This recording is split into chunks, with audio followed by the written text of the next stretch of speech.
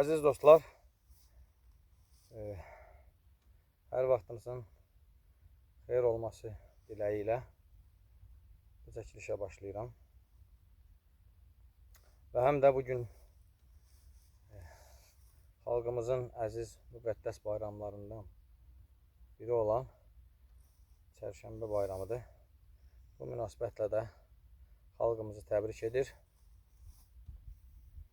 Bu ilin, bundan sonraki ilin daha doğrusu xalqımız üçün uğurlu olmasını arzulayıram. Əziz dostlar, mən bir neçə gün bundan öncə Reqrast haqqında bir video çəkmişdim. Çoxlu rəğbət qazandı bu video. 10 minlərlə baxış sayı əldə etdik. Və mən orada bir neçə suallar meydana gəldi və mən istəyirəm ki, həmin sualları publik cavablandıram ki, hər kəs bundan sonraki videolara baxmaqla həmin suallara cavab tapa bilsinlər. Düzdür, mən həmin insanları SMS-lərlə və yaxud da telefon zəngləri ilə cavablandırdım. Amma bu suallar elə bir suallardır ki, hər kəsin qəlbindən keçir.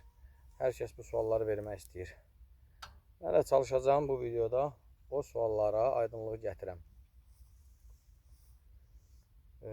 Orada bəzi suallardan biri də o idi ki, bu bitkini əkməyə nə qədər xərcin çıxıb. Dostlar, mən keçən dəfə bildirdiyim kimi bu torpağa mən lazer verdirmişəm. O da hektarı 600 manata başa gəlir. Onunla birlikdə mən hektara deməli 1300 manat xərc qoymuşam.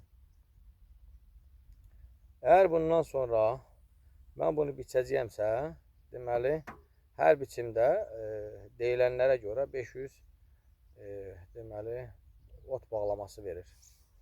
İndi 3 biçim olanda 1500 ot bağlaması eləyir.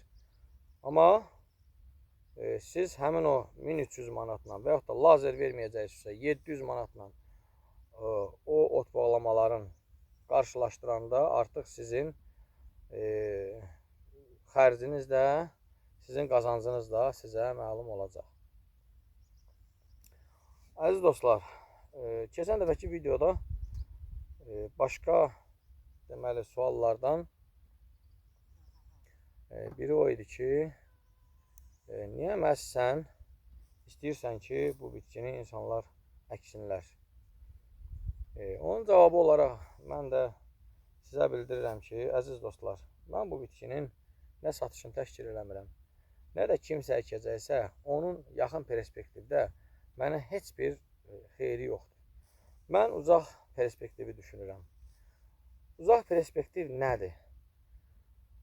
Deməli, dostlar, Azərbaycanda kənd təsərrüfatı sahəsində vəziyyət çox gərgindir. Həddindən artıq gərgindir. Təsəvvür edin, açırsan, hesabatları oxuyursan, statistika komitəsinin və yaxud da başqa deməli, idarələrin statistikasını oxuyursan, orada görünür ki, biz bir il ərzində 1 milyarddan çox deməli, ət idxalı üçün pul xərcləyirik. Yəni, mənim, sənin cibimə daxil olan pul Ukraynalı Sergeyin, Rusiyalı İvanın, Hindistanlı Racın cibinə gedir. Əziz dostlar, 3-cü Dünya müharibəsi ərəfəsindəyik.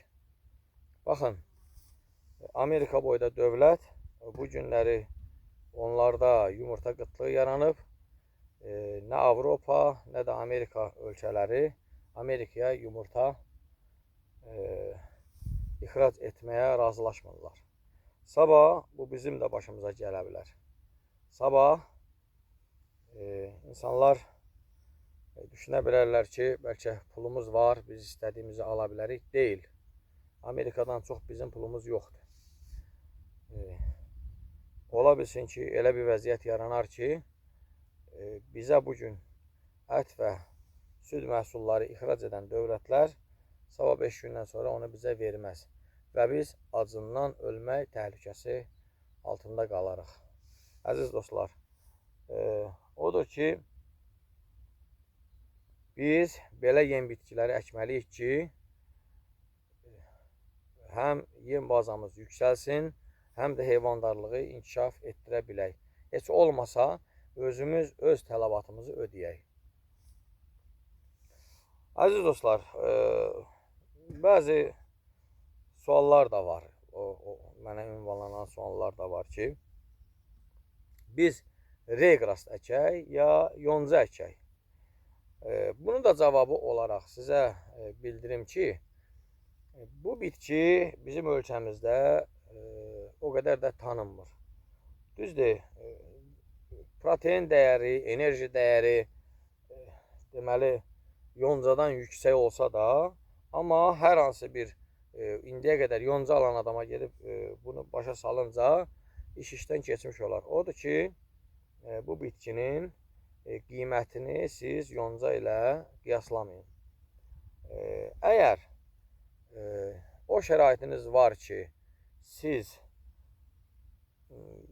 otu biçib satacaqsınızsa, onda yonca əkin. Yox, əgər heyvanlarınız var, siz gedib heyvanlarınızı qışda bu bitki ilə otara biləcəksinizsə və yaxud da ki, sizin bu bitkini silos etmək imkanınız varsa, bu bitkini əkin. Yəni, bu sualın da cavabı budur. Sizlərə təşəkkür edirəm. Diqqət ayırdığınız üçün çalışın, bu millətə, bu vətənə xeyir vermiş övladlardan olasınız. Bu da bizim kənd təsərrüfatın inkişaf etdirmək yolumuzdan keçir, ən azından.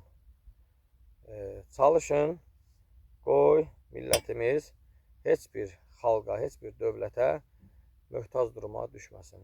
Təşəkkür edirəm.